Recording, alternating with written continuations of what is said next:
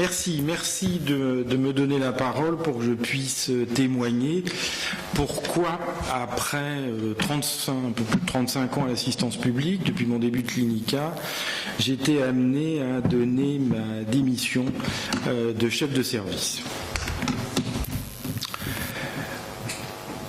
En fait, c'est quelque chose qui est un long processus qui a débuté depuis plusieurs années. Simplement pour vous donner juste une rapide idée, j'ai 65 ans dans quelques jours et j'ai créé le service de gynécologie obstétrique de Bicêtre il y a quasiment 11 ans, parce que c'était en mars 2009. Historiquement, le projet d'un service de gynécologie obstétrique sur Bicêtre était prévu dans les années 75, puis pour diverses raisons politiques, ça n'avait pas été fait dans les années 70. Et Simone Veil avait créé une maternité à Ivry. Et ensuite, quand Bicêtre est revenu d'actualité à la fin des années 80, il y a eu un blocage du député de Bicêtre, qui s'appelait Georges Marchais à l'époque, et du député d'Ivry, qui était PC, et qui est toujours PC d'ailleurs, c'est son fils maintenant, qui ont bloqué en fait le transfert jusqu'à la création de ce service en 2009, parce que l'obstétrique a évolué, il y a eu des prises en charge et des regroupements des maternités. Je vous rappelle que ces 15 dernières années, on est passé en France de 1500 en gros lieux d'accouchement à 500, parce que pour la qualité des soins, il a fallu regrouper. Donc en fait, il y a eu tout un tas d'éléments qui, ces dernières années, ont vu s'acutiser en fait les difficultés et qui ont amené à observer que d'un côté, il y avait des praticiens et de l'autre côté, il y avait l'administration et que peut-être on avait du mal à se réunir. Je pense qu'une démission, c'est une réflexion, c'est un geste politiquement fort, je ne l'ai pas mis entre guillemets parce que c'est peut-être un ego démesuré de dire ça, mais je pense qu'il faut savoir l'assumer et il nous a semblé que c'était la seule solution qui restait pour alerter nos dirigeants, c'est-à-dire ceux avec qui on travaille au quotidien, malgré tout, c'est l'administration, en sachant que notre projet de démission, ce n'est pas contre l'administration avec qui on est obligé de trouver malgré tout des solutions, on travaille avec eux, mais c'était une façon d'alerter l'opinion que ce soit tout un chacun ou que ce soit l'opinion des politiques, puisque la crise ne vise pas ni la gauche ni la droite, puisque cette dégradation s'est observée avec différentes étiquettes politiques, et donc c'est plus une organisation globale de la santé qui est visée. Alors comment on en est arrivé là? Un certain nombre d'entre vous ont vécu ce passage à la fin de la première décade de notre siècle sur la création de la loi HPST, qui avait été présentée sur une forme un peu c'est mieux pour vous, on va vous détacher et vous donner plus d'opportunités de faire du travail, et c'est nous, dirigeants, directeurs, qui sont devenus tout puissants, qui ont pris les manettes des directions des hôpitaux, avec une multiplication des sous-directions que je m'étais amené d'ailleurs en 2012 au sein de Bicêtre de dire qu'on avait une stratification qui devenait impossible parce qu'on ne savait même plus quel était l'interlocuteur, et qui ont en fait coupé tout lien entre administration, soignants et ceci entraînait des difficultés. En même temps, vous savez qu'on a généralisé la T2A. La T2A, ça paraissait au départ peut-être intéressant, en sachant que quand la T2A a été créée en France, c'est le moment où la Scandinavie l'a arrêté en disant que c'était pas très utile. Mais comme on sortait d'un budget global, on peut pas dire qu'on soutenait le budget global, on s'est dit c'est une façon. Alors l'idée était intéressante parce que ça semblait pouvoir favoriser les services qui avaient une forte activité, mais en fait ceci a été faux, puisque comme le budget global est resté similaire, on s'est aperçu que lorsque l'activité augmentait, les tarifs baissaient de façon à rester dans cette enveloppe qui a été définie par les députés sur le fameux ONDAM.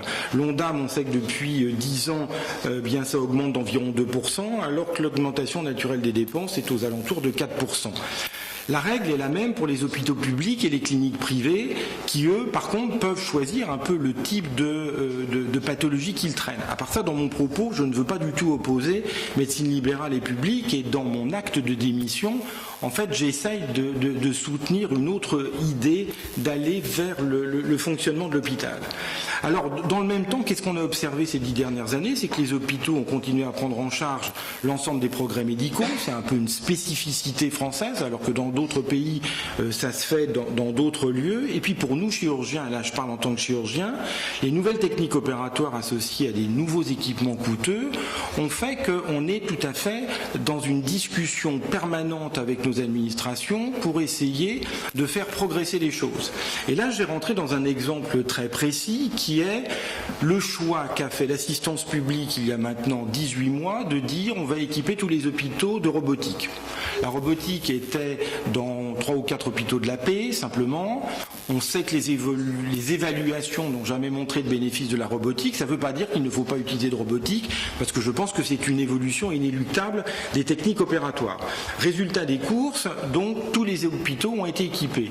La discussion que j'ai avec mon groupe hospitalier depuis maintenant 1 an, c'est que je ne peux pas utiliser en tant que chirurgien gynécologue la robotique parce que on refuse depuis le départ que je puisse opérer un jour dans la semaine. Parce qu'il n'y a pas d'IBOD, il n'y a pas d'IAD, il n'y a pas assez de médecins anesthésistes. Et pour pouvoir utiliser la robotique, eh bien, il faudrait que j'ai cette journée pour que je puisse échanger mon bloc avec des collègues digestifs ou urologues, pour que moi je puisse avoir les plages de robotique. Et en fait, ce sont continuellement des discussions en permanence qui sont totalement stériles, car de toute façon, il est hors de question de débloquer du personnel. Et j'ai montré finance à l'appui que l'investissement d'ouvrir une journée opératoire, ça coûte 350 000 € par an, ça en rapporte 700 000, mais on n'est pas du tout dans une discussion de ce type avec nos administrations. Alors, en même temps, les productivités, on nous a demandé de les activer. Depuis 6 ans, il faut savoir qu'au mois de novembre de chaque année, on nous demande un business plan en disant quelle va être votre activité pour l'année qui vient, combien, moi, en tant qu'obstétricien et gynécologue, combien d'accouchements sont prévus, et quand il y a une baisse de la fécondité qui sont liées à des raisons tout à fait naturelles, la crise, elle est pour tout le monde et elle commence à se manifester par une baisse de la natalité en France, alors qu'elle était restée étonnamment élevée, puisque c'était le seul pays d'Europe occidentale où il y avait une augmentation des accouchements. On me dit, mais pourquoi vous baissez le nombre d'accouchements? Ok, mais ceci n'est pas complètement de mon fait. Mais comme le business plan n'avait pas prévu qu'il y avait une baisse de fécondité, eh bien, on est tout de suite mis en accusation. Et pour la chirurgie, c'est la même chose. Pour la chirurgie, il faut que je prévoie quelle est notre activité, quelle doit être, indépendamment du fait qu'on est capable de ne pas me donner le personnel pour pouvoir ouvrir un bloc opératoire. Un bloc opératoire où j'ai un équipement globalement assez exceptionnel, je dois reconnaître, est quand même fermé, ce qui s'appelle fermé, 10 semaines par an, faute de personnel. Et ouvert simplement 4 jours par semaine. Donc en fait, il faut travailler continuellement, il faut se battre pour essayer tout simplement de faire un travail. Et le fait qu'il y ait 2 mois d'attente pour être opéré dans un bloc comme le mien, tout le monde s'en fout. Donc en fait, c'est une accumulation au quotidien. C'est pas un des éléments que je vous dis qui est un élément important, mais c'est cette somme au quotidien de discussions qui n'ont plus aucun rapport avec en fait des choix que l'on fait quand on est médecin hospitalier, où on est là pour faire de l'enseignement, on est là pour faire de la recherche clinique, et on est là de plus en plus pour en fait essayer de mettre sur pied telle ou telle possibilité tout simplement de travailler. Je vous rappelle que depuis 15 ans, dans un bloc de chirurgie gynéco, je ne sais plus ce que c'est d'avoir une penseuse habillée pour nous aider, pour opérer. Ça, c'est inenvisageable, puisque de toute façon, il n'y a pas suffisamment de personnel, donc on a juste une penseuse pour nous donner le matériel dont on a besoin, point barre, et surtout pas pour nous aider. Heureusement qu'on a les externes qui nous permettent de faire le rôle de penseuse à bas prix.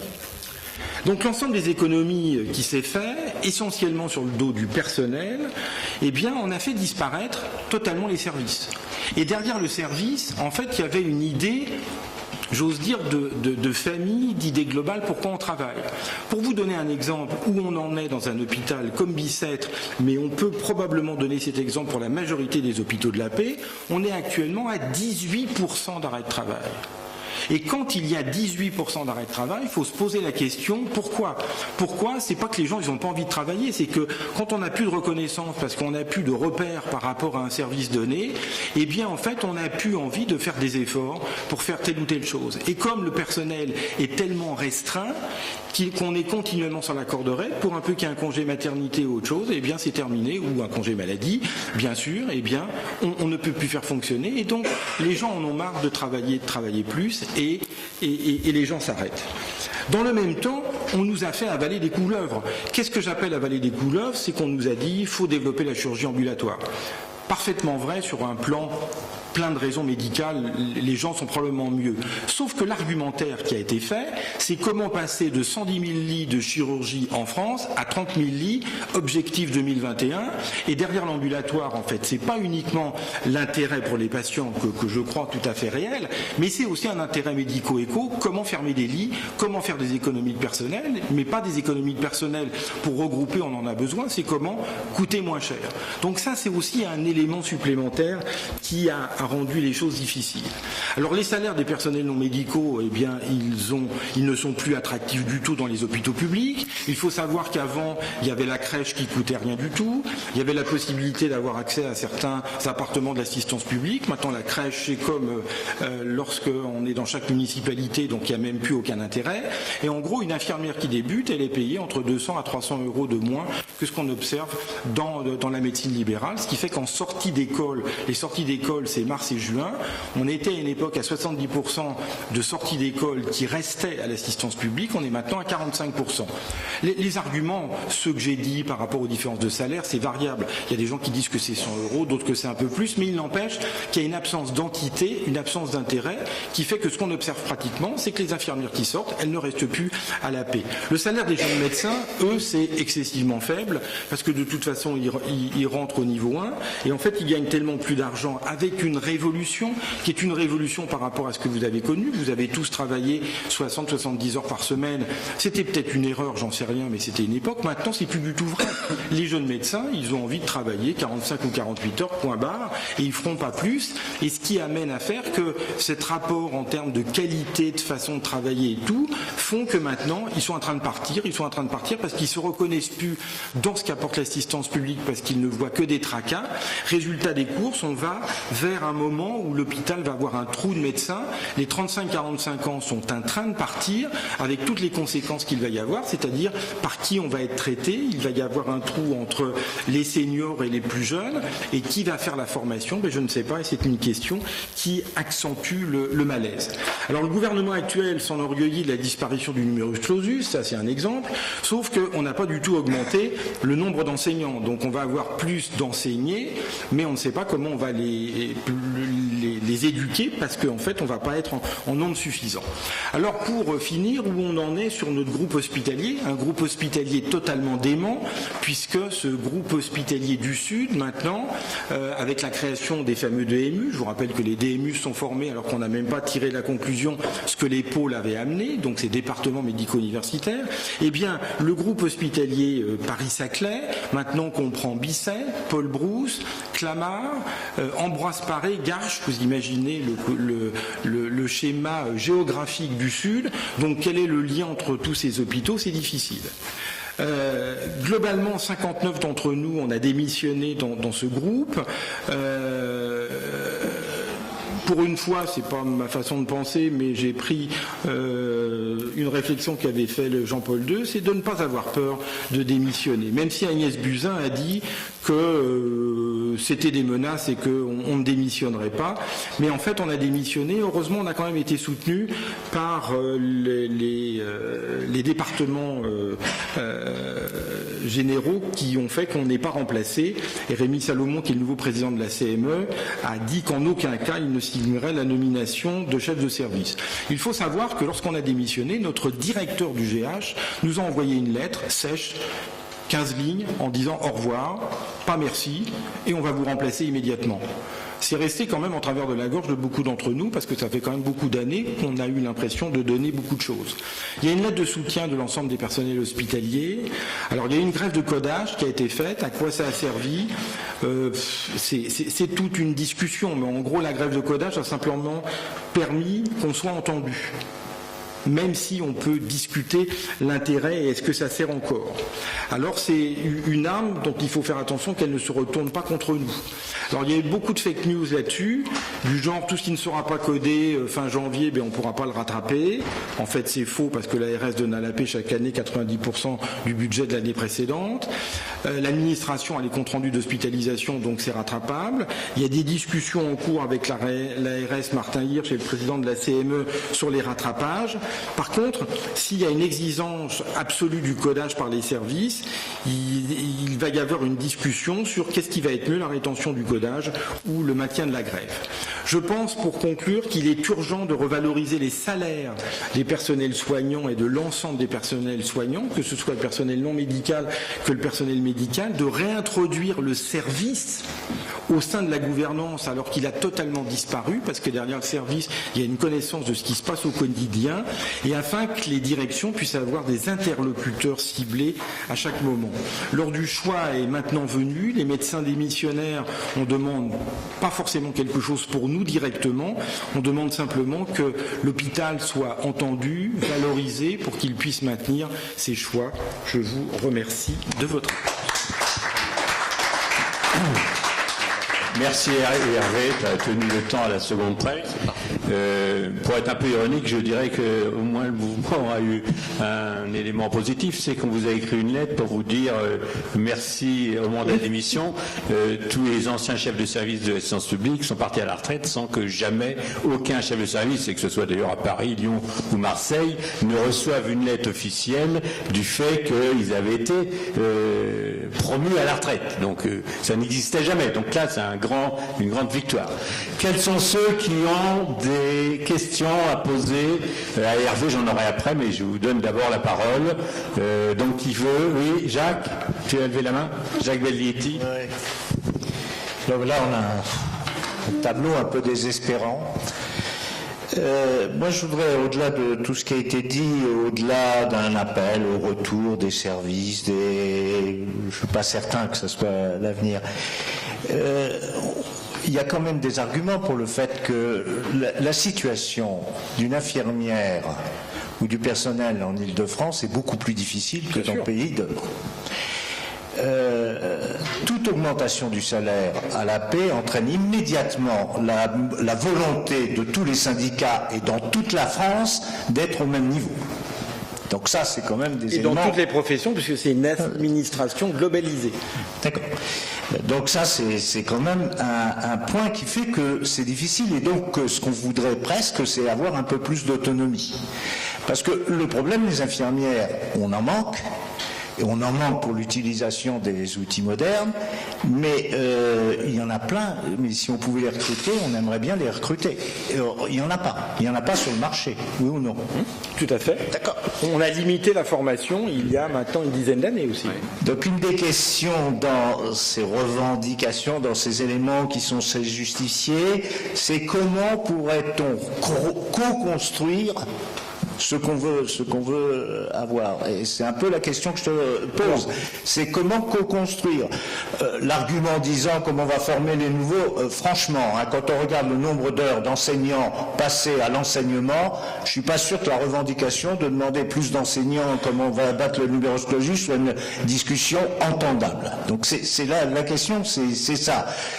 On peut pas se plaindre à la fois d'avoir du matériel qui est fourni et puis de dire on se fout de nous parce que ce matériel, on ne peut pas l'utiliser. C'est vrai, mais ça ne dépend pas des gens qui fournissent ce matériel. Tu comprends? Donc comment co-construire ce rappel? Est-ce que c'est l'augmentation du nombre de lits? Est-ce que c'est le payer plus les médecins? Moi, c'est ma question que je te retourne. Alors, mes réponses. Il est certain qu'au niveau de la paix, on a eu une discussion hier soir avec Martin Hirsch qui est venu nous voir sur Bicêtre. On ne peut pas augmenter les salaires. On ne peut augmenter que les primes à la paix. Alors c'est le piège, parce qu'une prime ne rentre pas dans les retraites, vous le savez bien. Mais il n'empêche qu'à court terme, parce que ce qu'on veut là, c'est des réponses à court terme. La réponse à court terme, c'est comment réouvrir des lits qui nous manquent, aussi bien ce que les urgentistes ont fait il y a un an en faisant cet appel, que demain, s'il y a la pandémie du Covidé, je ne sais pas si elle sera ou pas, mais s'il y a pandémie, je ne sais pas comment on fera face, puisque de toute façon, les lits sont fermés faute de personnel. Donc une des réponses que fait la paix avec le fait que la vie en région parisienne, elle est en gros 20 à 25% plus chère que ce qu'on observe en région. Donc une des réponses serait au moins de donner des primes, ce qu'ils sont en train de commencer à faire, ça c'est vrai, sauf qu'au lieu de globaliser en disant on va donner des primes à l'agent hospitalier, au brancardier, à l'infirmière, etc., c'est il faut faire un projet, le projet si il va être sélectionné, on va donner des primes, etc. Donc c'est en train de faire de manière un petit peu éparse. Il n'empêche que c'est quand même une réponse et qu'une réponse qui doit être à court terme. Ensuite, le problème de l'enseignement et des médecins. Le problème de l'enseignement et des médecins, c'est que comme on a tous les médecins qui sont en train de partir de plus en plus entre 35 et 45 ans, pour prendre ma spécialité, il faut quand même savoir que la gynécologie obstétrique est dans l'œil du cyclone depuis 2 ans, où on nous accuse de tous les maux vis-à-vis des femmes, qui fait que moi j'ai des chefs de clinique extrêmement bien formés et qui disent on arrête l'obstétrique. C'est-à-dire que ma question, c'est dans 10 ans, je ne sais même plus qui va faire des accouchements en France, parce qu'elles en ont tellement marre, parce que c'est majoritairement des femmes pour 90% d'entre elles, qu'elles s'installent en ville pour simplement faire de l'écho et pas prendre le risque des accouchements.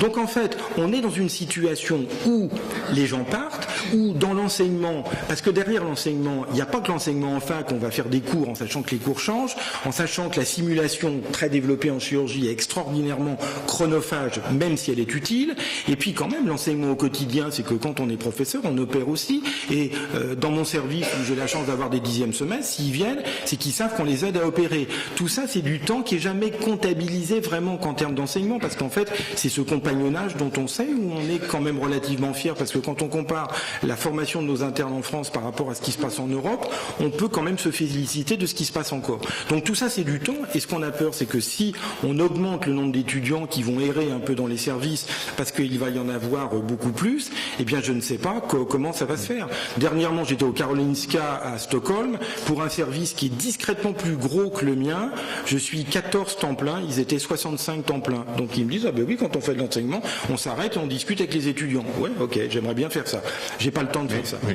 Pour aller dans le même sens que Jacques, c'est vrai que les équipes françaises à volume égal sont plus faibles en nombre que les équipes allemandes ou États-Unis. Et donc c'est pour ça que je pense qu'il vaut mieux dire qu'il faut se battre pour qu'il y ait plus de seniors plutôt que de se battre pour dire qu'il faut que les seniors soient payés plus. Non, la revendication qu'on fait, elle est là. Non, mais donc, comme j'ai dit en conclusion, on ne demande pas une augmentation de salaire. Faut bien le formuler pour pas.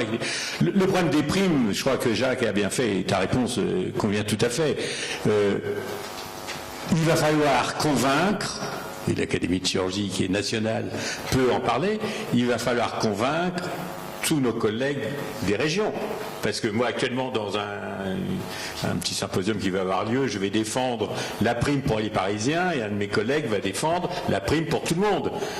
Or, c'est vrai, il y a des chiffres, moi j'ai tout un topo de près là-dessus, sur combien coûte et quel est le pouvoir d'achat à Paris et au niveau des régions. Et on voit qu'il y a une différence qui varie suivant le transport, le logement, la nourriture, etc., entre 8 et 25%, comme tu l'as dit. Donc là encore, il va falloir faire attention, c'est-à-dire qu'au niveau des médecins de façon globale, on va voir tout de suite aussi, il n'y a pas que les syndicats, les médecins de certaines régions qui vont dire mais pourquoi nos infirmières n'ont pas de prime alors que celles des Paris ont des primes. Donc c'est également un sujet qui est la bonne réponse, mais qui va être difficile. Moi, je vais te poser une autre question. Tu as évoqué, et c'est quelque chose sur lequel on est d'accord, le principe de rééquilibrage entre administration et direction.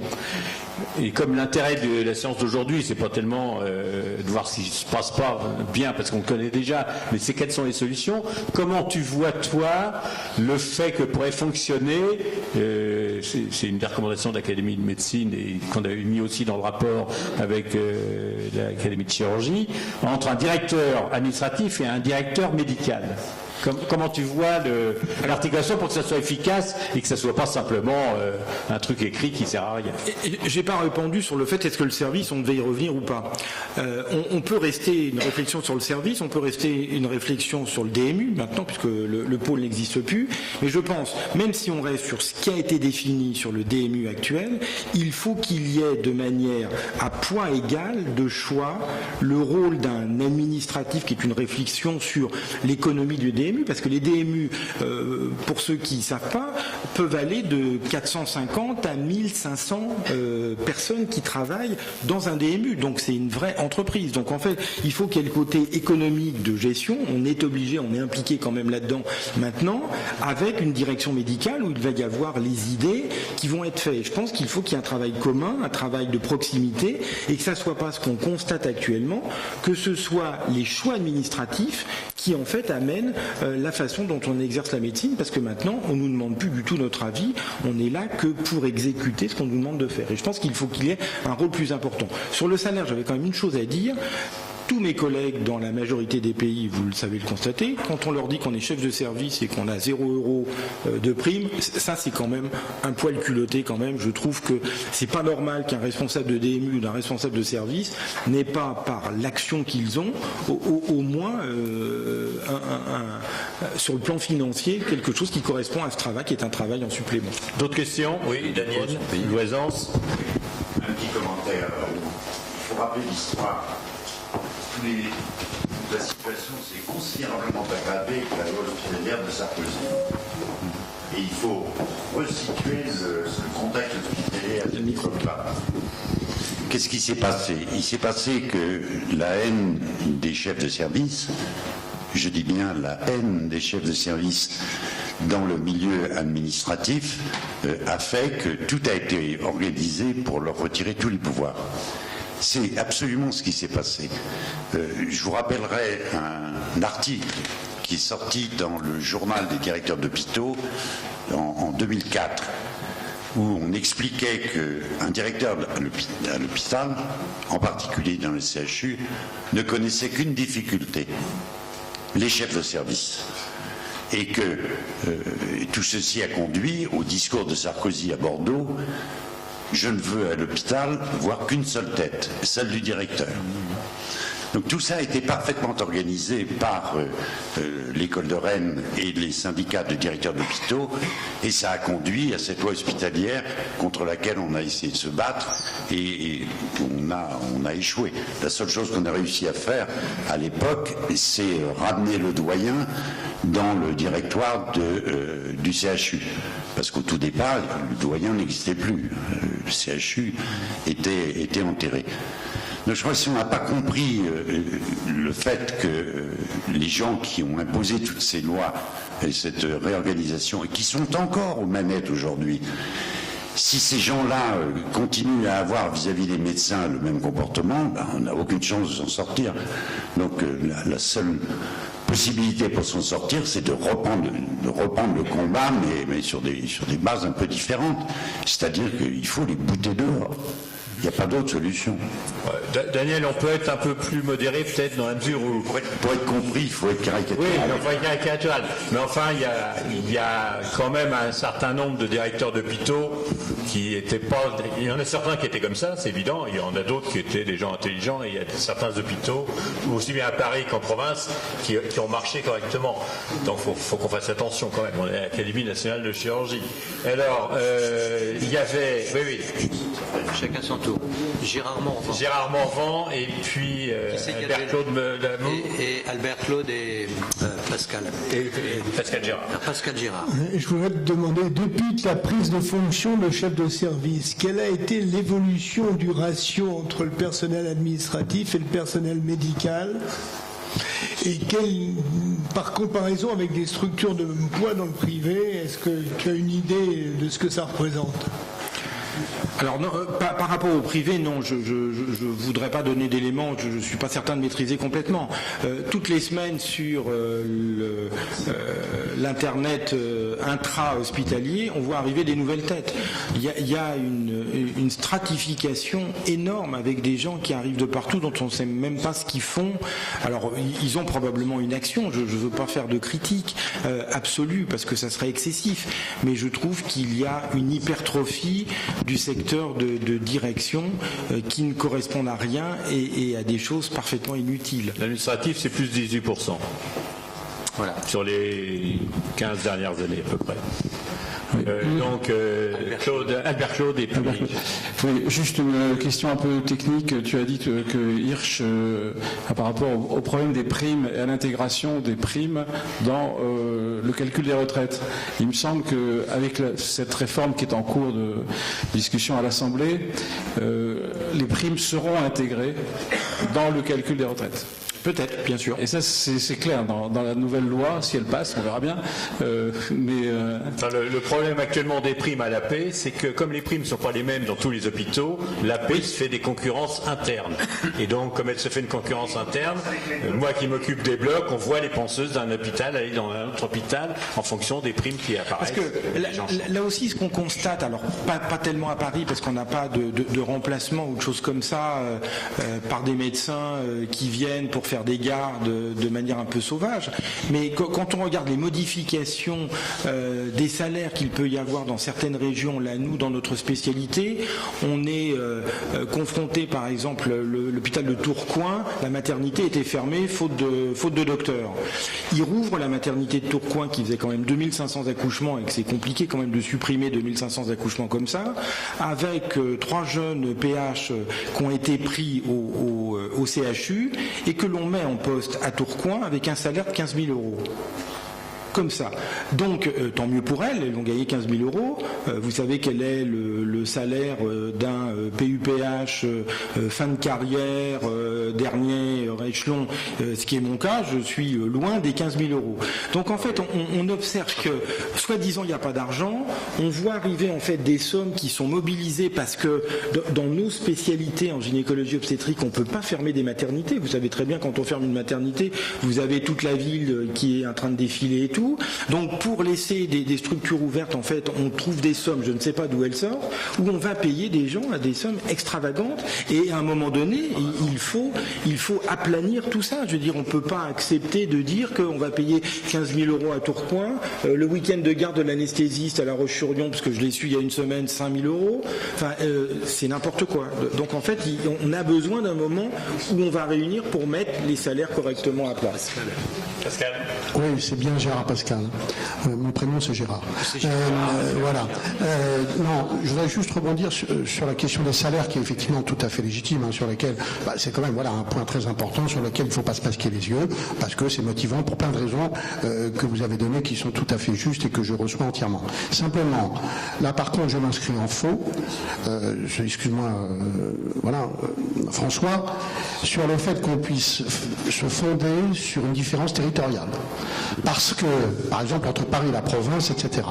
Parce que je pense que c'est ouvrir la boîte de Pandore et c'est la porte ouverte à geler le problème, ce que demande tout à fait nos politiques. C'est-à-dire que si on oppose l'un à l'autre, je crains vraiment que ça n'enlise le débat autour des salaires. Pourquoi pas à ce moment-là entre Saint-Étienne et Lyon, entre Nîmes et Montpellier, moi j'en sais rien, où les niveaux de vie sont peut-être extrêmement différents d'une ville à l'autre au sein d'un même territoire. Et je crois que vraiment, ce n'est pas dans ce domaine qu'il faut se positionner, quitte par la suite à affiner. Mais je crois que globalement, déjà, il faut qu'il y ait une discussion très globale sur les salaires en secteur hospitalier, et puis peut-être après affiner. Mais je n'aborderai pas le problème sur un maillage territorial d'emblée. On va s'arrêter là. En privé, je t'expliquerai les arguments. On va passer à l'orateur suivant parce que sinon on est là ce soir. Merci Hervé. Donc Jean-Gabriel Bali.